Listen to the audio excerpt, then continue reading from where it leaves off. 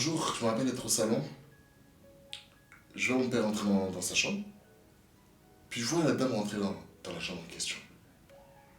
Et en fait, dans ma tête, non, j'ai pas supporté.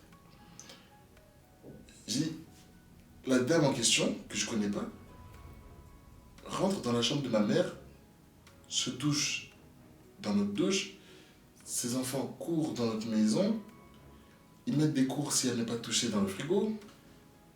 Ce jour-là, j'ai fait mes affaires, j'ai pris un Uber, je suis plus jamais revenu.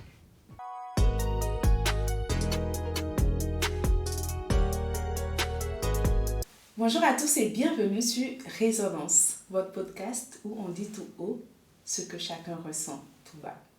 Aujourd'hui, nous avons le plaisir de recevoir Doriani. Du jour au lendemain, sa mère quitte la maison avec ses frères. Doriani se retrouve bouleversé, sa vie s'effondre. Il va nous raconter aujourd'hui comment est-ce qu'il vit cette séparation de ses parents, l'impact que cela a eu sur ses études, mais aussi sur l'homme qu'il est aujourd'hui. Pourquoi ?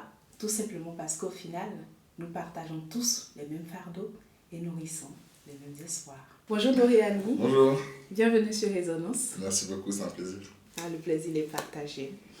Sur Résonance, on a un petit rituel. Yes. C'est de répondre à une question. Ok. Qu'est-ce que tu fais pour te sentir moins seul? Waouh. Ok, qu'est-ce que je fais pour me sentir moins seul? Ouais. Waouh. J'appelle ma famille. J'appelle en FaceTime ma famille, mes proches. Ouais, Ouais, d'accord. c'est mon réflexe. Ok. Ouais. Et comme tu le devines, le but derrière la question, c'est de savoir ce que chacun fait pour se sortir de la solitude. Yes. Ma première question, c'est déjà qui tu es. Est-ce que tu peux te présenter à nous dire ce que tu fais dans la vie? Bien sûr, bien sûr. Et bien, moi, c'est Doriani. Actuellement, j'ai 23 ans. Je vais avoir 24 ans là, de mardi dans une semaine, la semaine prochaine. Bientôt. Je suis actuellement étudiant en master marketing en alternance. Voilà, hein, je suis un jeune homme ambitieux. À côté de ça, j'accompagne également les étudiants à trouver l'alternance rapidement. Je suis créateur de contenu également, principalement sur TikTok, également un peu sur Instagram récemment. Déjà, dans quel environnement tu grandis? Ok, superbe question.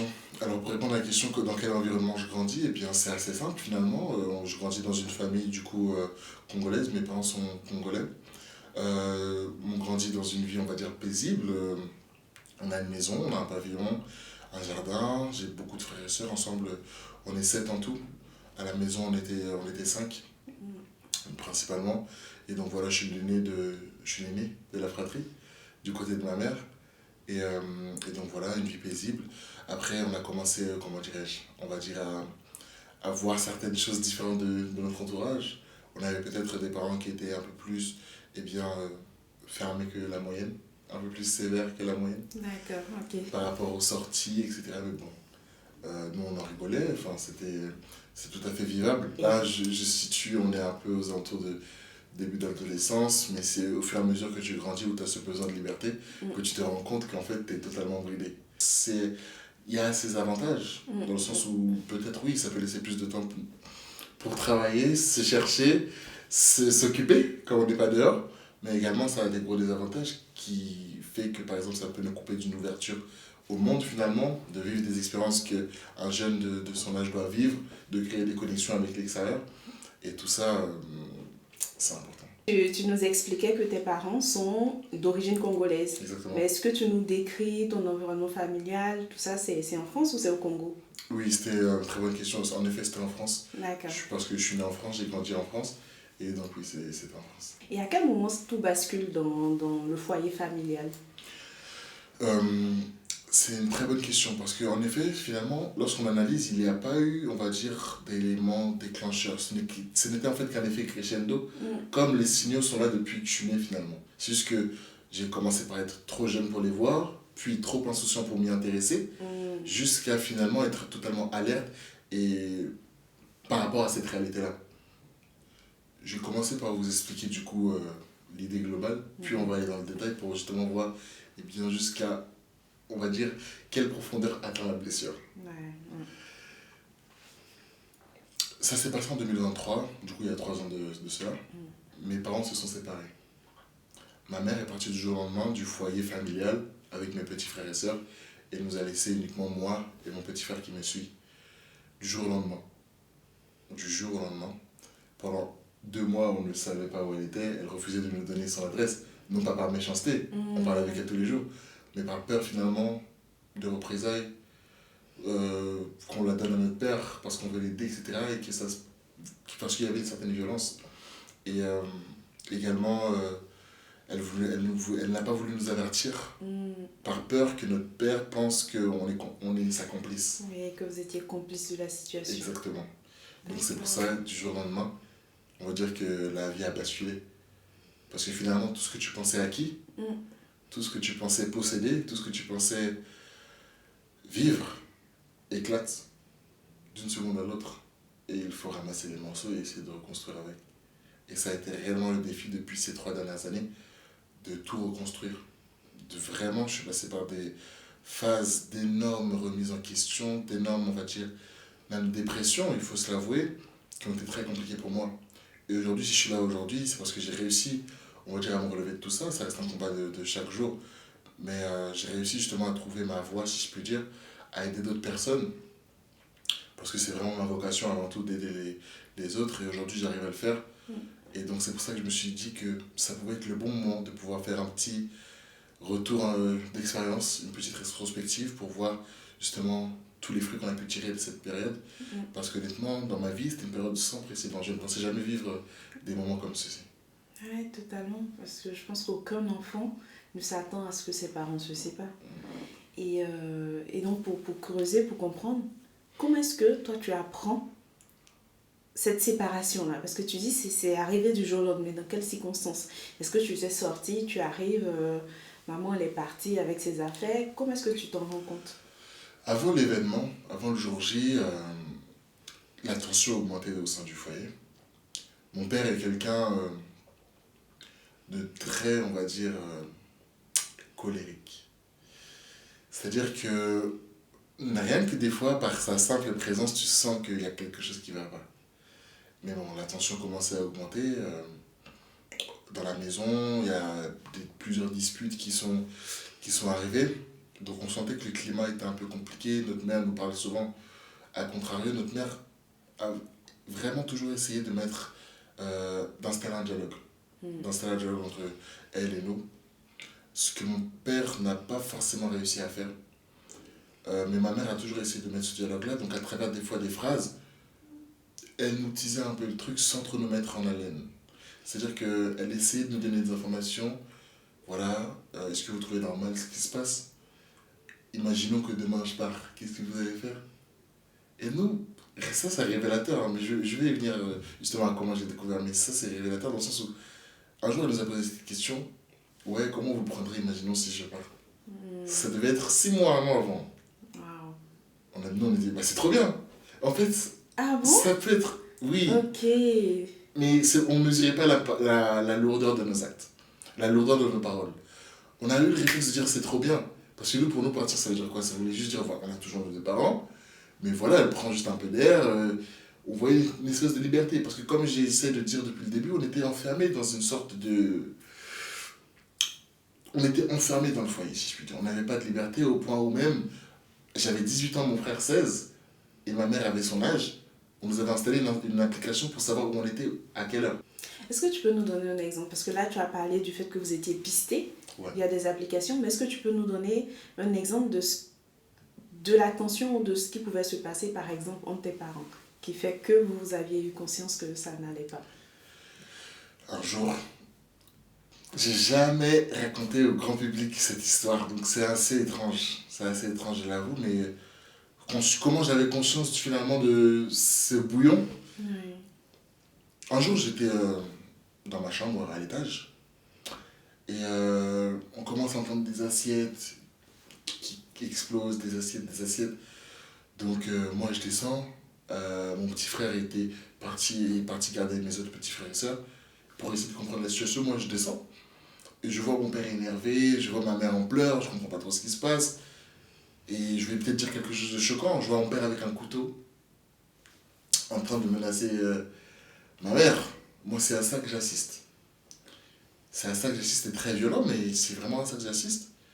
Et du coup, mon réflexe, c'est de prendre le couteau, de le déposer déjà en haut du frigo. Pour déjà essayer d'apaiser la situation. Donc, tu vois, c'est plein de petits trucs comme ça. Enfin, je dis petits trucs comme si c'était des petits trucs, mais plusieurs épisodes comme ça, similaires, qui font que tu sais que c'est quelque chose qui se passe pas bien. Et même avant ça, en fait, c'est marrant de parler. En fait, chaque élément que j'ai, dans ma tête, c'est juste une pierre dans l'histoire. Mais je sais que le dire à l'oral, ça peut paraître troublant. Mais il y a également un élément qui m'a traumatisé. C'était vers la fin, un peu avant qu'elle parte, ma mère. Enfin, qu'elle parte de la maison. Elle n'est pas morte, Dieu merci. Un jour, je parlais avec elle, je suis dans la cuisine. Je parlais avec elle. Et elle avait un pull et tout. Et elle veut prendre justement un truc la table. Donc sa manche se relève. Et je vois des cicatrices sur son poignet.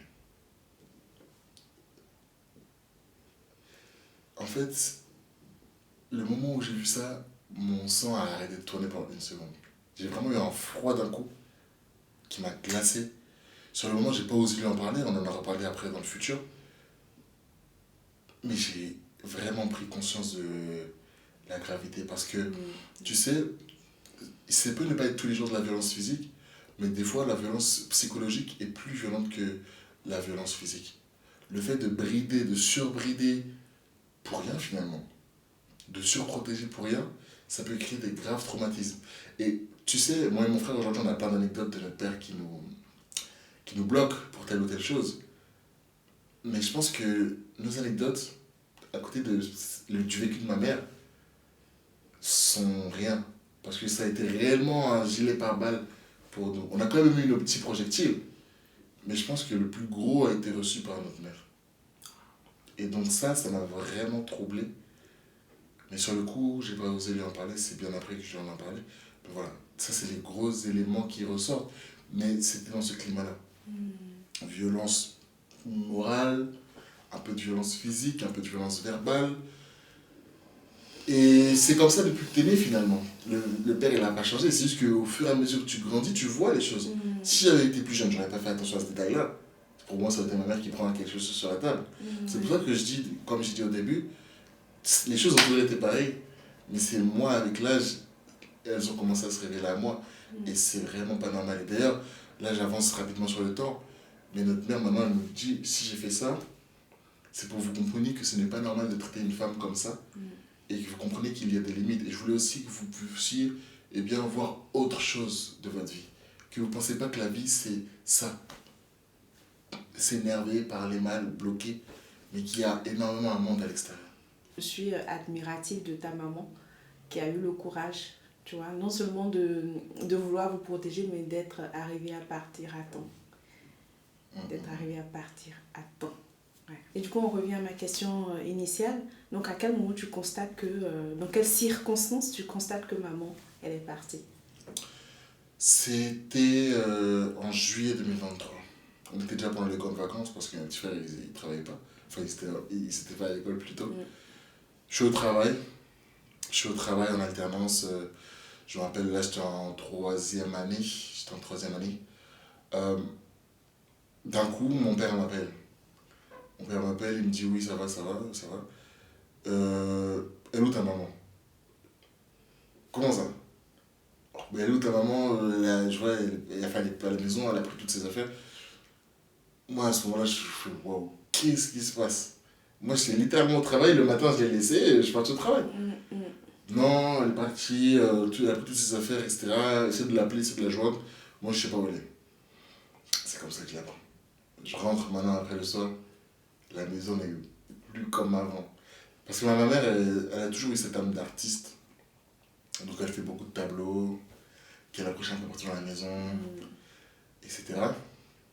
Et elle a pris tous ces tableaux, toutes nos photos, et mon petit frère et soeur du coup n'étaient pas là aussi.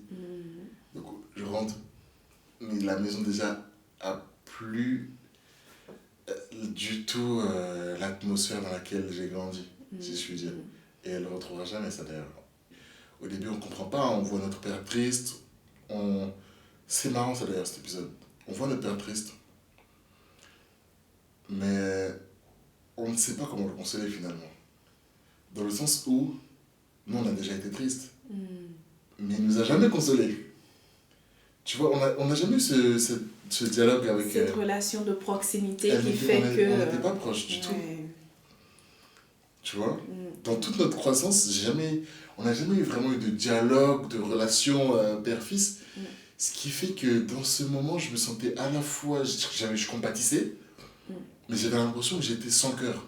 Parce que je n'arrivais pas à bien consoler la personne qui était devant moi.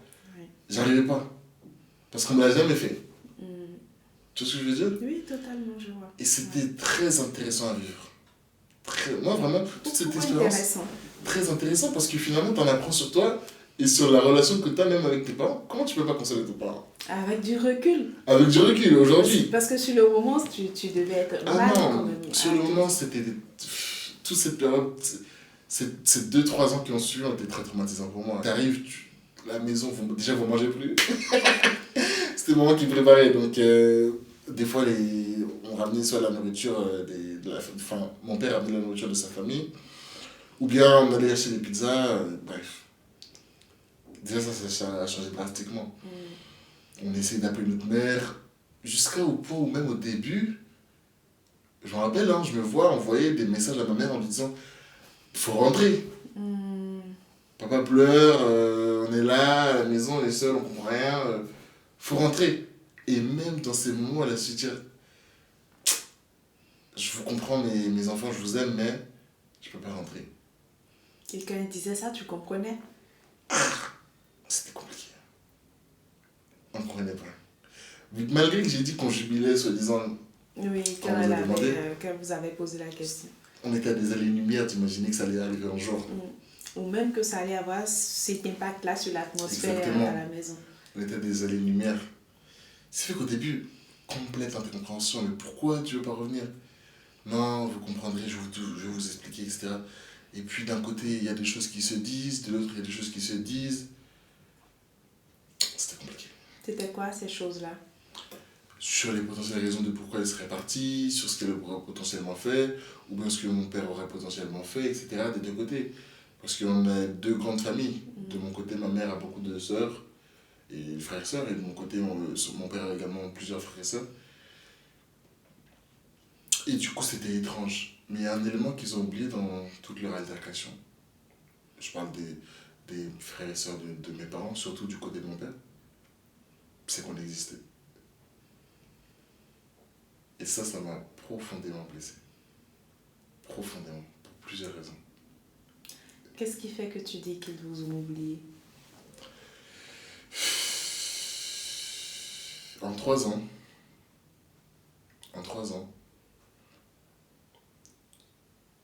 ils n'ont jamais discuté de ça avec moi.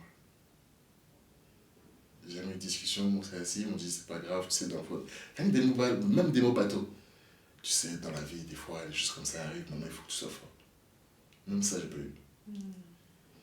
Pourtant, tous les week-ends que Dieu fait, on était là-bas.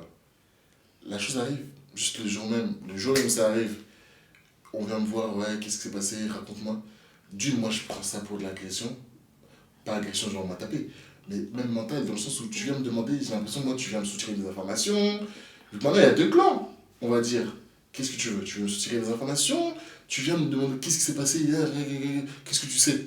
Je viens de découvrir la chose comme toi. J'étais au travail l'après-midi. Non, carrément, ça m'énerve encore. Et après ça, trou noir. On les a jamais vus venir, ne serait-ce que nous parler. Jamais. Les personnes qui m'ont aidé vraiment à sortir de...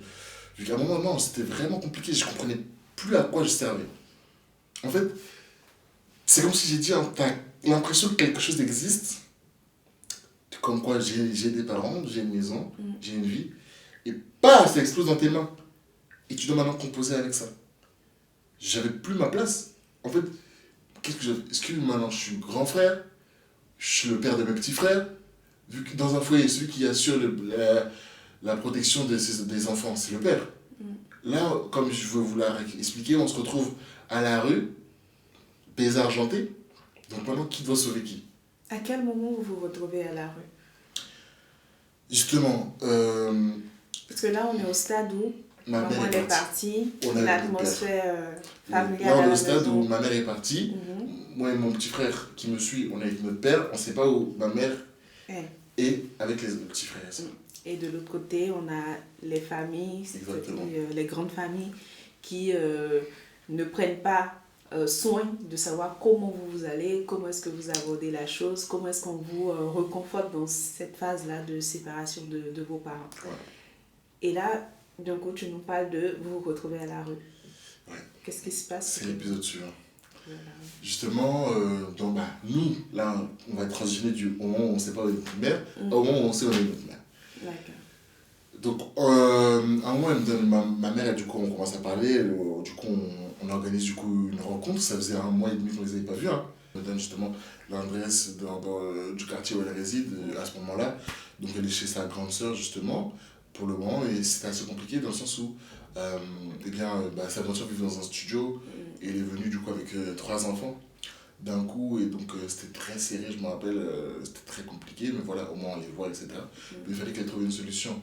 Et cependant, ça a bloqué dans le sens où, sur le papier, elle était encore propriétaire, donc pour avoir un logement social, c'était compliqué, etc. C'était vraiment très compliqué. Du coup, la seule solution qu'elle a trouvée, c'est un foyer d'urgence qui a bien voulu l'accepter. Mais le foyer d'urgence, c'est vraiment un foyer d'urgence, comme son nom l'indique, c'est-à-dire que ça accueille, on va dire, des réfugiés politiques, des Roms, etc. Waouh. Et du coup, c'est là-bas qu'on a résidé pendant 1 an. Un an? Ouais. Ah, du coup, toi, tu as pu, avec ton frère, tu as pu habiter avec ta maman. Ouais, exactement. On était dans 2 chambres de 10 mètres carrés, vraiment petit. Frigo, lit superposé. Ils étaient à 4 dans la chambre. Enfin, ouais, 4 dans la chambre. Elle avait réussi à négocier une chambre en plus pour qu'on puisse être moi et mon frère à côté. Non, c'était compliqué. Délabré, rempli de cafards. Alors que les cafards, c'est la phobie numéro 1 de ma mère. Depuis qu'on habitait, depuis qu'on était petit, c'est la phobie numéro 1. Mais elle a dit, je préfère vivre avec ma phobie plutôt que retourner. Et il y a plein d'anecdotes du coup que je pourrais raconter, vu qu'avec notre mère, avec vraiment ma mère et toute sa famille, il y a ce truc, je ne sais pas comment l'expliquer, mais cet humour facile, pour faciliter la souffrance. Ça fait que même dans les moments de galère comme ça, on trouvait toujours des choses sur lesquelles rire, et ça nous amusait, et ça créait de la chaleur là où il n'y en avait pas. Ah, c'est bien ça. Tu vois, l'anecdote à laquelle je pensais justement en parlant de ça, c'est quoi? C'est le premier jour, l'arrivée dans ce foyer-là. L'arrivée dans ce foyer-là, c'était quoi? Elle arrive, au début elle ne sait pas qu'il y a les cafards en question, qui sont sa phobie. Elle en voit un, elle la crie d'un coup. Du coup, ça a choqué tout le monde autour, même ma petite soeur a commencé à pleurer, elle ne comprenait pas. Ah, les gens ont eu peur. Ils n'ont pas compris, vu qu'elle a vraiment crié comme s'il y avait un truc. Ça, c'est le premier jour. Et sinon, ouais, vu qu'au début, ma mère, elle disait, ouais, nous on était encore chez le père, mais elle disait à nos frères et sœurs, oui, j'ai trouvé, on va aller habiter à l'hôtel, etc. Dans la tête, ils imaginaient un hôtel. Dans la tête, ils imaginaient un hôtel, donc ils arrivent sur le lit, ils sont choqués. Ils sont choqués, je me rappelle, mon petit frère, il m'explique. Il dit, c'est ça l'hôtel, il commence à pleurer. Non, c'est marrant. C'est fou quand même. Mais du coup, avant que je m'oublie, je me demandais, mais comment est-ce que tu arrives à partir de la maison sans informer sans que ton père ne s'y oppose? Très bonne question. Si tu veux, pour t'expliquer pourquoi je suis parti, par dégoût. Je vais m'expliquer. Déjà, le dégoût est venu après. Mais premièrement, c'était simplement pour voir mes petits frères et sœurs.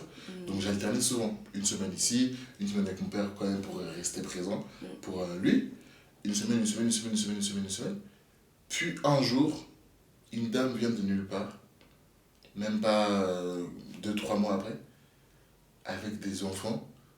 On nous la présente soi-disant comme une tante, soi-disant comme je ne sais pas quoi, soi-disant comme je ne sais pas quoi.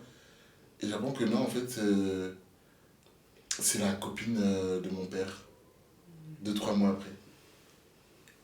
Et en fait, ce qui m'a bouleversé, c'est que voir cette maison dans laquelle j'ai grandi, évolué, etc., être prise sous autorité de quelqu'un que je connais ni d'avant ni d'hier. En fait, les gens ont le droit de refaire leur vie. Ouais. Mais il y a des manières, en fait, et du respect. Pour te montrer un petit échantillon de manque de respect notable, la personne arrive déjà, j'ai jamais eu une conversation de plus de un mois avec elle, même j'ai jamais eu de conversation. Parce que d'une, elle est jamais venue vers moi, et moi j'ai dit, dans aucun cas, même mes yeux croisent son regard. C'est le point de où j'en étais.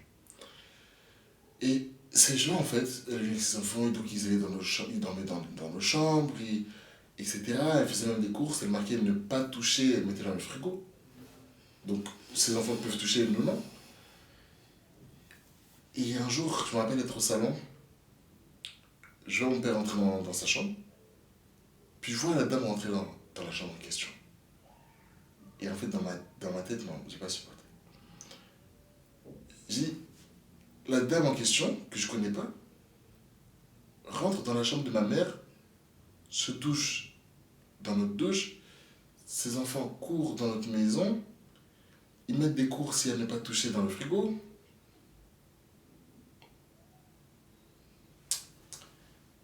Ce jour-là, j'ai fait mes affaires, j'ai pris un Uber, je suis plus jamais revenu. En fait, c'est du... J'ai pas compris. J'ai vraiment pas compris. Et à côté de ça, les soi-disant oncles, les oncles du côté de mon père, je les vois pas aussi, mais eux, ils acceptent la situation. C'est-à-dire que je me suis même retrouvé à aller dans des événements, ils étaient là, ils parlaient avec la dame, etc., comme si ma mère n'avait jamais existé. En fait, j'ai l'impression qu'on, littéralement, on pissait sur mon passé, en fait. Comme si ma mère n'avait jamais existé. Et ça m'a fait terriblement mal, en fait. Au point où un jour, je suis dans le salon, je suis debout dans le salon, je commence à pleurer. Mon père passe, me voit, il rentre pour aller dans la chambre. Et le lendemain, il me dit, je croyais que tu faisais des exercices de respiration, c'est pas vrai. Non, en fait, il y a des choses qui, pour moi, qui ne seront pas. On ne fait pas des choses comme ça. Tu peux refaire la vie comme tu veux, mais il faut vraiment, comment dirais-je, organiser les choses, je sais pas, organiser une rencontre déjà dans un lieu extérieur. La maison, c'est significatif. C'est un environnement, c'est un univers. Comment tu peux ramener quelqu'un de l'extérieur dans un univers? En fait, même quand on voulait s'interposer, il y a ma grande sœur également qui était là, qui n'était pas d'accord. Elle nous rendait visite un jour, on leur a expliqué la situation, elle est débarquée pour voir vraiment de ses yeux sans prévenir. Elle a vu. On essayait de parler à notre père, de nous dire que c'est pas normal. On nous remballe avec des paroles comme mêlez-vous des choses des enfants. Comme j'ai 22 ans, je suis encore un enfant. C'est bien. Donc tout le respect, on s'en fout, on le met à la poubelle, et on est censé vivre avec, avaler des choses comme ça. Moi, c'est à ce moment-là où j'ai commencé vraiment à mettre un trait, parce que il y avait personne pour attraper l'autre. Personne pour attraper l'autre. Comment tu peux faire autant de mal à quelqu'un? D'une, même mon père, lui, on le voyait pleurer, comme je t'ai dit, on n'arrivait pas à le consoler. Mais lui, également, il n'est jamais venu nous consoler, et on a quand même perdu notre mère dans l'histoire. Donc, on a cette douleur. Tu rajoutes encore ça. Tu rajoutes encore ses enfants. Tu rajoutes encore se disant qu'on ne doit pas se mêler. Au final, qu'est-ce que tu veux au final? Et les oncles en question, également, ne sont jamais venus. En fait, moi, je ne sais pas comment ils fonctionnent. Regarde, si moi j'ai mon petit frère, je sais que les enfants me connaissent très bien. C'est mes neveux. Je vais leur parler. Que ce soit après que la mère soit partie ou que ce soit qu'il y ait une nouvelle dame. Je leur explique la vie. On nous a laissés à l'abandon total. Est-ce que c'est des choses normales? Et moi, ça m'a vraiment détruit de A à Z. Vraiment. J'ai l'impression qu'on foutait en l'air, on pissait sur mon passé finalement. Comme si ma mère n'a jamais existé alors qu'ils se sont mariés pendant plus de 20 ans. Depuis plus de 20 ans. Pendant que j'étais dans le ventre. Aujourd'hui, j'ai 24 ans. Et comment on peut balayer comme ça toute une histoire en fait? Les choses ne peuvent pas bien se passer, mais le dialogue est nécessaire et vital en fait. Tu vois? Et c'est dans ce schéma-là où j'ai commencé à plus rester logiquement avec ma mère, même si c'est dans n'importe quel taudis, que dans une maison qui ne me ressemble même plus au final, où je suis même plus maître de chez moi. Littéralement, j'avais grandi là-bas, mais en général, c'est moi l'étranger, c'était moi l'invité. Des trucs bêtes, j'ai pas la télécommande, des trucs bêtes. J'étais plus maître de chez moi. Ma petite soeur avait une chambre. La dame là avait deux filles. Ma petite soeur avait une chambre. Elle est chez ma mère, elle revient du coup 3 semaines après pour les vacances. Ses affaires ne sont plus dans l'armoire. Les gens ont repris sa chambre.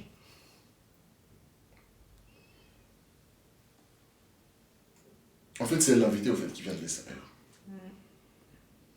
Est-ce qu'on peut laisser faire ça? Même en tant que considération, tout ce qu'on veut, pour moi, ça a été vraiment un épisode très traumatisant pour moi. Et c'est même pas fini là. Hein. Alors je parle, bon, je suis pas là pour raconter la vie d'autrui, là c'est plus les impacts les choses qui m'ont le plus impacté. Mais ça m'impacte quand même. Il y a une autre nouvelle dame encore. Donc ça c'est un autre épisode. Ouais, c'est... En fait, ce qui me tue, moi, c'est le manque de dialogue notable. Même de discussion, en fait. On mérite d'être informé, finalement. Ça revient souvent, et en fait, c'est que les parents africains, en tout cas qui ont une origine africaine, il y a beaucoup cette difficulté-là à communiquer avec les enfants. Ouais. Tu vois. Parce que quand tu m'as dit que tu es né ici, tu as grandi ici, je me suis dit, bon, ça va, tu vois. Ça veut dire que ça ne va pas forcément s'appliquer à toi. Mais je me rends compte que ce bagage culturel-là pèse même quand on est hors du territoire africain et autres, parce que beaucoup de parents ont cette notion-là de se dire, il y a des choses qu'on ne partage pas avec les enfants, ou bien les enfants n'ont pas le droit de s'exprimer sur certains sujets, on ne les consulte pas quand il y a certaines situations qui se présentent. Je ne sais pas si tu l'entends, parfois on dit quand les aînés parlent, les enfants se taisent ou ils dégagent. En fait, on fait tout pour nous brider à la fois, mais aussi pour nous, on tue quelque chose en nous, à l'intérieur. Oui, bien sûr. Et ça se répertorie même dans le monde du travail, parce que tu vas voir tes patrons comme des aînés, donc tu vas être là, tu vas être timide, limite au garde à vous devant eux. J'ai des anecdotes qui me sont arrivées, c'est tiré de tout ce passé-là. Ouais. Totalement. Et il faut réussir à se détacher de tout ça parce que c'est pas bon, c'est pas bon. C'est pas bon. Ou même quand tu disais que vous étiez bridé dans le nid familial, en fait, ça fait que finalement, tu n'arrives pas à être à l'aise, extraverti. Tu vas jamais t'assumer aux yeux du monde. C'est toujours la personne timide. Sur le papier, on va croire même que tu es sage. Tu n'es même pas sage. Tu es tellement bridé, cassé que jamais tu vas parler. Or qu'on peut croire, il est sage, il est pour les gentils. Pas du tout. Ouais, clairement. Demain, j'ai des enfants, même s'ils ont 10 ans, 9 ans, je vais leur parler que voilà. Comment on est grand, plus de 20 ans dans les études supérieures, tu fais des choses qui nous choquent, qui nous blessent, on n'a pas le droit de se positionner dessus. On doit seulement les avaler. Et à côté de ça, tu dois aller à l'école et tu dois travailler. Ça m'a fait démissionner de 2 alternances. Parce que j'arrivais pas à me recalibrer. Ouais. Tu peux pas, t'es pas dans les conditions pour te concentrer. Ouais. Je vais à l'école, je rentre, je suis avec les cafards. Je vais à l'école, je rentre, là-bas je suis avec une dame que je connais pas qui fait à manger même pas pour moi, pour ses enfants. De ma vie, je me suis juré tout quand j'allais encore là-bas, de ne jamais manger quelque chose qu'elle préparait, de ne jamais la regarder, de ne jamais lui adresser la parole. Je faisais un déni. Pour moi, quelque chose comme ça ne pouvait pas exister en fait. Comment tu peux faire autant de mal à quelqu'un? Et parfois même ça te détruit dans le sens où ça change carrément ta personnalité. Complètement. Tu as des enfants qui, on s'étonne qu'ils soient violents dehors, qu'ils démissionnent, ils abandonnent les études, mais va chercher ce qu'ils ont vécu. Complètement. J'étais à ça d'arrêter tout. Je sais pas ce qui m'a fait tenir, vraiment, parce que j'ai beaucoup prié, j'ai vraiment essayé de comprendre, de chercher des réponses, une lueur d'espoir. C'est même comme ça que j'ai commencé les réseaux sociaux, c'est dans ce climat. Au foyer d'urgence là-bas, que j'ai dit non, il faut que je trouve une solution. Wow. Peu importe le mois, il faut que je réussisse à trouver une solution pour me sortir de là, quoi. Faire de l'argent, être connu, je ne sais pas, mais il faut que je trouve. C'est dans cette démarche où j'ai commencé à prier, chercher des réponses. Et j'ai eu une idée un jour. Je voyais que l'IA commençait à monter, etc. J'ai dit pourquoi pas partager ce qui me fait du bien avec l'IA. J'ai commencé à lui prendre des versets bibliques, les illustrer et les partager sur TikTok. J'ai commencé un compte à 0 abonnés, 0. Et c'est le même compte que j'ai aujourd'hui. Et si vous les avez sur mon compte, vous allez voir que les vidéos qui sont encore le plus likées, qui ont le plus de vues, c'est les vidéos avec lesquelles j'ai commencé, avec les versets bibliques. C'est vraiment, Dieu m'a dit, j'avais pas d'idée. Moi, mon chapitre préféré dans la Bible, c'est Proverbes. Parce que chaque phrase a un sens. Donc j'ai commencé par ce livre. J'ai pris chaque verset de Proverbes, j'ai essayé de faire des prompts pour imaginer une situation qui pouvait illustrer le verset en question. J'ai dit, quoi qu'il arrive, je fais un post par jour. Tellement je suis au bas là, j'ai rien à perdre. J'ai fait un post pendant 1 an et demi. Là où j'ai atteint les premiers 10 000 abonnés. Avec ça. Dans ce foyer-là. En fait, t'es tellement dans une situation où t'es déjà à terre. T'es obligé d'avancer. T'es obligé. Ouais, mais tu sais, je pense que ça dépend aussi de chaque personne. Parce que toi, tu te dis, je suis tellement à terre que j'ai pas le choix, il faut que j'avance. Mais il y a d'autres, c'est parce qu'ils sont à terre qu'ils se laissent emporter. C'est vrai. Genre, à t'entendre parler, je me dis, bah, c'est Dieu qui t'a sauvé finalement. Enfin, c'est la Clairement. foi. C'est la foi qui t'a sauvé. C'était mon âme. Ouais. Les versets ont été réellement mes âmes. Que ce soit moi qui les lise ou que je les partage, ça a été mon échelle vers la sortie. Et ce qui m'a amené à faire exactement ce que je fais à l'heure où on parle. Et qui me permet de gagner des revenus. C'est ça qui m'a sorti. Qui m'a permis de trouver mon premier appartement. Sur les 3 ans là, on peut voir comment Dieu agit dans une vie. Ah là là. Vraiment. Si on analyse, on peut voir concrètement A plus B comment. C'est les versets qui m'ont sorti. Que ce soit pour moi ou comment je les ai utilisés. Clairement. Rien d'autre. Je n'avais plus d'espoir. Clairement. C'est vrai que j'avais même pas fait ce recul. Hein. C'est littéralement Dieu qui m'a sorti de là, que ce soit physiquement ou spirituellement. Wow. Aujourd'hui, de ce que tu disais, tu as quitté le foyer avec ta maman. Mais comment est-ce qu'elle va? Comment est-ce qu'elle va et tes frères aussi? Non, ils vont bien. Entre-temps, on a trouvé un appartement. Non, on est bien. Ma mère, non, elle est forte. C'est elle qui, littéralement, qui m'a transmis cette ambition que j'ai aujourd'hui. C'est elle qui m'a acheté mes premiers livres sur l'entrepreneuriat quand j'étais au lycée. C'est là que j'ai commencé à voir, ok, il y a une autre possibilité possible, à part les études. Mais elle a toujours eu ce côté, on va s'en sortir. Elle fait quoi dans la vie, ta maman? Elle était, avant, elle était assistante commerciale. Assistante commerciale dans une mutuelle. Actuellement, du coup, elle a arrêté cette activité-là pour se focus sur principalement ce qu'elle aime. Donc la peinture, etc. Donc elle fait des expositions. Et plusieurs expositions, également elle est un peu sur les réseaux sociaux et elle fait ça aujourd'hui. Wow, je conseille d'où tu tiens ça. Même si c'est Dieu qui t'a orienté, mais tu vois, non, mais maman elle a la fibre entrepreneuriale et puis elle aussi elle est sur les réseaux. Ouais. C'est ce que je trouve génial parce que finalement ça peut commencer difficilement, mais il y a toujours une porte de sortie et puis regarder de l'espoir. Ouais, ça c'est top. D'accord, maintenant revenons à toi. Tu disais que tu as changé Enfin, c'est parti de quelque chose et c'est là où tu as changé de positionnement sur TikTok. Donc aujourd'hui, tu ne parles plus de versets bibliques. Ça a été quoi le changement, le déclencheur? Ouais, non, très bien. Comme j'ai dit, le but c'était d'avoir les 10 000 abonnés sur TikTok à l'époque, donc verset sur verset chaque jour. Puis j'atteins les 10 000 abonnés, donc pour être monétisé, il faut faire des vidéos de plus d'1 minute. Et moi, c'était du coup des images. J'ai vraiment fait 0 à 10 000 avec uniquement des images de versets. Mais là, il fallait maintenant que je trouve un autre moyen. Donc dans cette quête, j'ai demandé à Dieu qu'est-ce que je pouvais faire, etc. Et je me suis dit, bon, pourquoi pas essayer de partager des extraits de prêches, finalement, pour faire 1 minute, mais également édifier. J'ai essayé, bon, ça n'a pas trop pris. Après, je me suis dit, bon, moi, si on regarde mon ambition, j'ai toujours également voulu transmettre, partager, être reconnu dans mon secteur d'activité. Donc je me suis dit, bon, comment je pourrais faire ça?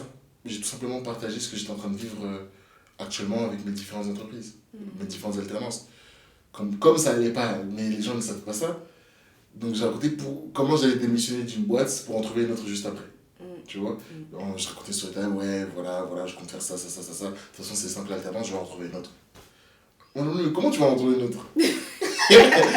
Moi, j'ai commencé l'alternance déjà pour l'histoire depuis la première année. Ça veut dire que je sais, je suis vraiment confronté à des murs, j'ai pas trouvé, j'ai galéré, j'ai dû optimiser, me renseigner. Moi, je suis une personne qui aime bien aller loin dans mes recherches. Donc, j'ai pensé tous les tutos possibles, ce qui fait que j'avais une certaine facilité à trouver des alternances. Parce qu'au moment où tu étais dans le dur, tu l'as dit, hein, à 2 reprises, tu as abandonné. Ouais. À 2 reprises, j'ai démissionné. Et du coup, je racontais une de ces démissions-là sur TikTok. J'ai fait une vidéo, voilà. Moi, au début, c'est juste humoristique, hein. Je pouvais démissionner, de toute façon, je vais retrouver une autre. Mais comment tu vas retrouver une autre? Mais après, j'ai commencé à faire le vidéo. Mais c'est ça, il faut faire comme ça. Mais comment tu fais ça? Oh, mais est-ce que tu peux regarder mon CV? Est-ce que tu. De fil en aiguille. Super. Je ne savais même pas que j'allais coacher des gens. Aujourd'hui, j'ai coaché plus de 200-300 personnes. Mais j'avais aucune idée. C'est quand quelqu'un commence à me demander est-ce qu'on pourrait faire un appel pour que tu puisses me montrer? Ok, volontiers. Une autre personne, au début, je faisais gratuitement. Puis, tellement il y avait du monde, j'ai commencé à mettre 50 €, puis 100 €, puis 200 €, à construire quelque chose de solide après. Tu vois, mais c'est parti de raconter littéralement ce que je vivais. Là, après, c'est la surface, mais là, justement, avec aujourd'hui, ils auront l'opportunité de savoir justement pourquoi aussi je démissionnais beaucoup comme ça. Ouais. Ouais, mais ils sauront non seulement le pourquoi, mais ça va encore renforcer ta légitimité à pourquoi tu fais ça aujourd'hui. Ouais, Parce qu'à chaque fois, ça marchait. Et d'accord. Et aujourd'hui, comme tu dis, là, tu es encore en alternance. exactement. Et Là, je suis sur la fin de mon master, encore alternant, ouais. mais je suis également du coup créateur de contenu autour de cette niche qui est l'alternance, très intéressante. J'ai mon programme d'accompagnement. Aujourd'hui, dans le groupe, on est plus de 140 personnes, mais le groupe, je l'ai créé récemment. Vu qu'avant ce groupe-là, je coachais déjà des gens en individuel. J'ai coaché plus de 100 personnes. Et voilà, là, on essaie de construire les choses. Et donc voilà, ça part de rien. Bravo, bravo. Si on devait faire un bilan, est-ce que tu peux nous dire qu'est-ce que ça t'a appris, tout ça? Ça m'a appris que Dieu il est fidèle, premièrement. Non, Dieu il est fidèle dans le sens où, tu vois, on peut ne pas être la meilleure personne, le meilleur. J'ai jamais été. J'ai toujours prié, notre mère nous a souvent inculqué la prière, mais j'ai jamais été le plus religieux d'entre tous, ou bien le plus fidèle d'entre tous. Mais toutes les fois que je me suis tourné vers lui sincèrement, il a su me répondre. Toutes les fois que je me suis tourné vers lui sincèrement, il a su me répondre et efficacement. Et ça m'a montré également une compétence importante à avoir qui est la rapidité d'exécution. Des fois, on peut avoir des idées, des instincts. Même Dieu peut nous parler, mais pour les saisir, justement, pour saisir sa parole, saisir le plan qu'il veut nous donner, il faut être capable d'agir promptement. Il est même écrit, d'ailleurs, que justement, il faut justement savoir agir promptement parce que c'est, je sais plus exactement le verset, mais voilà, comme quoi le juste, justement, agit promptement et c'est dans Proverbe. Et donc, dans ce livre-là, justement, il est dit qu'il faut être prompt pour justement avoir la richesse. Il parle beaucoup de richesse, ce verset également. Il parle beaucoup de richesse, mais du coup, ouais. Dieu est fidèle, il faut savoir agir de manière prompte. Et également, voilà, ça m'a appris plein de choses également, ne serait-ce que des choses que je ne vais pas reproduire sur mes enfants, quoi. Ouais. Moi, j'essaie vraiment de leur parler. C'est important. Comment? Si je veux que si je suis triste, ils puissent savoir quoi me dire. Je veux pas qu'ils soient comme moi, désarmés face à ça, quoi. Ouais, totalement. Tu vois? Ouais. Je veux vraiment communiquer avec eux, essayer de leur inculquer des valeurs, etc., créer une réelle relation avec eux finalement. Donc on va dire que ça me permet également de savoir ce qu'il ne faut pas faire et ça m'a changé, mais il y a du bon aussi. Ça m'a endurci. Aujourd'hui, je peux vivre n'importe quoi. J'ai déjà vécu, en tout cas, le pire à mon échelle. Il y a toujours pire, mais c'était pas facile, hein. C'était vraiment pas facile. Je sais pas l'image qu'on peut avoir lorsque on dit foyer d'urgence, mais l'ayant vécu, waouh, c'est pas facile du tout. Carrément pour l'anecdote, quand j'ai commencé à découvrir ce lieu, quand j'étais encore entre les deux, chez mon père et chez ma mère, ça m'a évoqué à la fois deux choses. Ça m'a évoqué une prison, la prison de Guantanamo, et une ville comme ça en Amérique du Sud, Guadalajara. Ce qui fait que le nom, comme je dis, il y a toujours eu de l'humour dans la souffrance.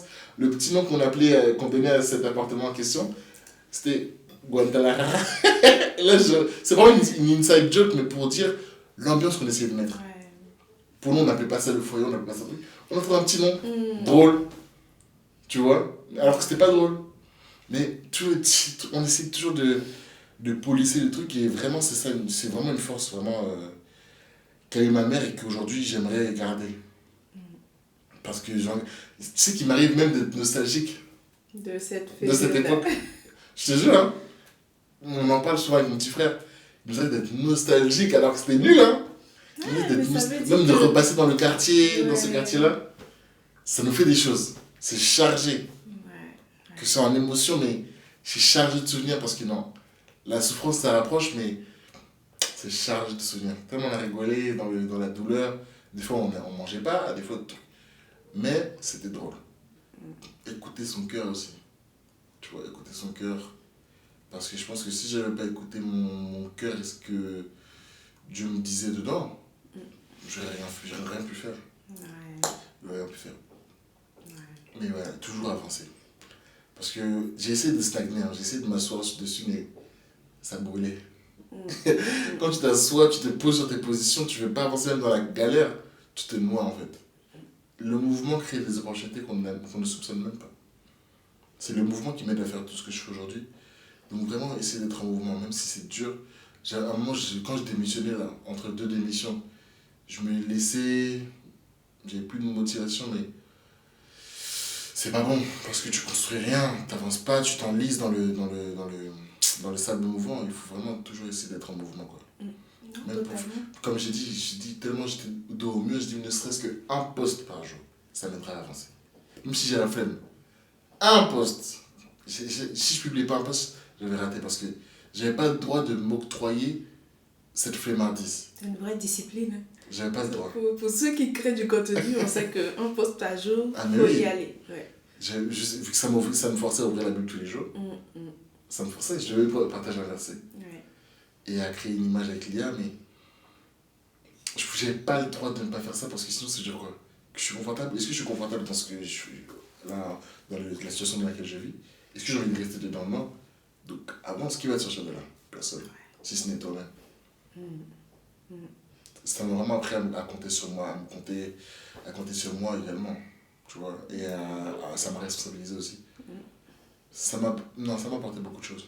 Ces leçons-là que toi tu as vécues, est-ce que ce serait, entre autres, le message que tu aimerais partager ou est-ce qu'il y a un message fort que tu as envie qu'une personne qui regarde cet épisode-là retienne?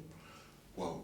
Non, le message fort que je dirais que j'ai envie qu'une personne retienne ici, c'est la vie, des fois, il peut nous arriver des choses qu'on n'imagine même pas encore. Des tsunamis littéralement, mais que dans tout ce brouillard, il ne faut vraiment pas oublier déjà qui on est, ce qu'on veut faire de base. Tu vois, parce que j'ai toujours voulu être ambitieux, même quand j'étais petit, toujours voulu faire de grandes choses. Mais ces périodes auraient pu me perdre, me faire arrêter les études, etc. Ouais. Donc ne pas oublier déjà ses rêves. Et en vérité, ne pas oublier qu'il y a un Dieu qui existe. En vrai de vrai. Tout le monde n'y croit pas comme on leur semble, mais non, Dieu existe. Dieu existe. Donc toujours se recentrer sur Dieu, même quand ça va bien aussi, mais encore plus quand ça ne va pas. Parce qu'il saura te parler là où les autres ne peuvent pas te parler. Ouais. Surtout, comme j'ai dit, j'avais ce manque profond de dialogue en moi. Même à part notre mère et notre famille maternelle, j'avais cette douleur atroce. Je ne sais pas si vous imaginez, rentrer dans votre maison où vous avez grandi, voir des autres personnes qui occupent les lieux, c'est comme si vous étiez envahi de l'extérieur, littéralement colonisé sur votre propre terre. Et vous ne pouvez rien faire. Je suis tourné vers Dieu qui m'a vraiment propulsé aujourd'hui. Aujourd'hui, je fais des choses que je ne pensais même pas que j'allais gagner de l'argent en faisant ça. Ouais. Ça me débloque des situations. Et c'est parce que je l'ai écouté et j'ai su agir promptement. Je te pose la question, tu n'es pas obligé de répondre. Parce que c'était pas prévu, mais je réalise que je ne l'ai pas fait. Aujourd'hui, c'est quoi les rapports avec ton père? C'est une bonne question, hein. Tellement ça m'a fait mal, moi, déjà. J'ai souffert de ça. J'essaie d'être détaché, déjà. Détaché de tout ce que je peux voir. Mais, des fois, il m'appelle, des fois, je vais là-bas. Par exemple, ce soir, je vais là-bas. Je vais rendre visite quand même. Montrer que voilà, je suis vivant, on se voit. Ouais. Tu vois, on se dit bonjour. Ça sert à rien. Même si je suis énervé, je vais faire quoi? Je peux rien faire. Non, mais Donc- c'est fort.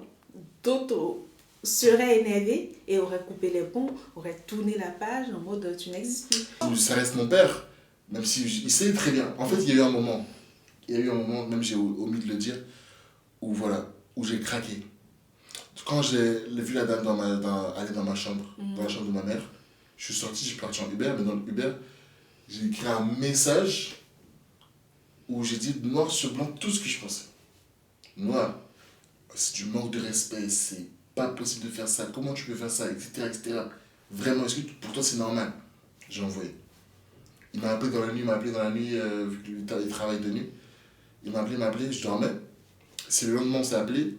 J'ai dit, ok, voilà, j'ai vu le message, etc. Donc, ok, j'ai compris, etc. On a parlé.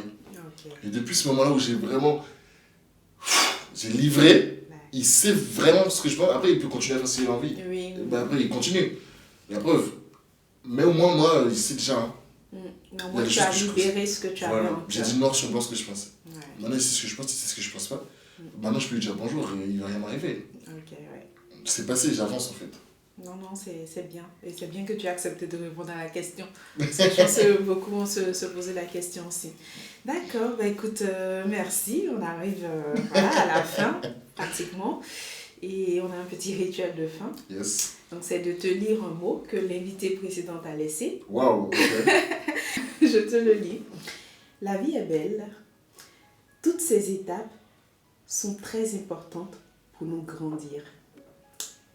Profitons-en pleinement. C'est parfaitement dans le sujet. C'est parfaitement dans le sujet. C'est incroyable. C'est très très incroyable. Et au fait, c'est ça, tout ce que tu as vécu, toutes les étapes t'ont transformé et font de toi ce que tu es aujourd'hui. Est-ce que tu as un dernier mot à dire avant qu'on ne clôture? Waouh. Mon dernier mot serait vraiment... je vous conseille vraiment de parler à Dieu. Pas de prier, forcément, mais rien que... En fait, vu parler à Dieu vous permet de vous parler à vous-même. C'est-à-dire de pouvoir résumer déjà ce que vous pensez sur le moment, extérioriser, dire vos souhaits, demander pour une direction. Et des fois même, rien que de dire ces choses-là pour soi-même, ça vous permet de voir plus clair. Et bonus, si vous parlez à Dieu, il va permettre de vous diriger. Ça peut paraître bateau, mais moi, c'est ce qui m'a aidé. Donc, déjà, ça, c'est l'exemple numéro 1. Parler à Dieu. Vraiment parler à Dieu. Et se faire confiance. Hein. Se faire confiance et vraiment avoir des rêves. Parce que aujourd'hui, on vit dans un monde où si tu n'as pas de rêve, tu es écrasé par la société. Il faut réussir à se frayer son chemin en suivant ses objectifs personnels. On en discutait avant, mais par exemple, il faut vraiment suivre ce qui vous anime. Parce que c'est à partir du moment où vous serez aligné avec ce qui vous anime, vous allez voir, je vous jure, des opportunités se débloquer, des choses, des personnes que vous pensez ne jamais rencontrer, comme ça du jour au lendemain. Du jour au lendemain. Donc vraiment, faites-vous confiance. Avancez. Super, merci. Et je précise qu'on ne se connaissait pas. Et justement, c'est en faisant ce podcast que qu'on s'est connus. Exactement. Parce que tu as vu un de mes posts, tu t'es dit, ah oui, c'est comme tu fais. En plus, il m'a envoyé un joli message, ah, ce que vous faites est génial, bravo, tout ça. Et du coup, par curiosité, je me suis dit, attends, je vais voir ce que tu fais. Et au fait, j'ai pris le temps de suivre pendant une semaine. Je me suis dit, ah ouais, intéressant. Et c'est là où je t'ai proposé de passer et tout de suite, il a accepté.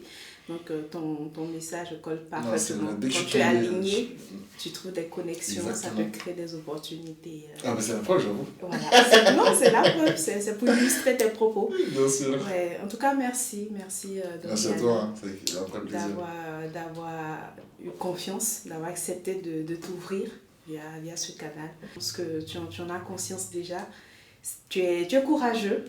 Quand on entend ton parcours, on voit que tu as traversé beaucoup de choses, mais tu es ressorti de ça grandi, fort.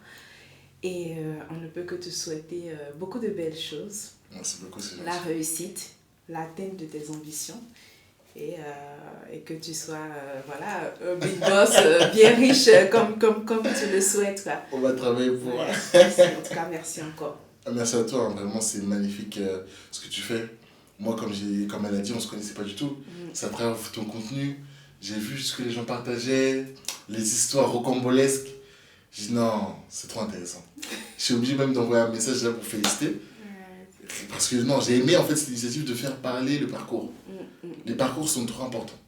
Trop importants. Avant de voir une personne où elle est arrivée, il faut regarder déjà ce qu'elle a vécu. Tu vois? Ouais. Et je voyais j'ai passé plusieurs TikTok comme ça, je me dis non, j'aime bien. Non, j'aime bien. Donc c'est ça qui m'a amené justement aujourd'hui à en faire partie et c'est avec un énorme plaisir. Merci. Écoutez, merci de nous avoir suivis jusqu'à la fin. N'hésitez pas à nous dire en commentaire ce que vous avez pensé de l'histoire de Doriani. Dites-nous ce que vous avez tiré comme leçon de son vécu. N'hésitez pas à partager le podcast autour de vous, à vous abonner également. Et sur ce, nous on vous dit à dimanche prochain pour un nouvel épisode. Bye bye. Bye bye.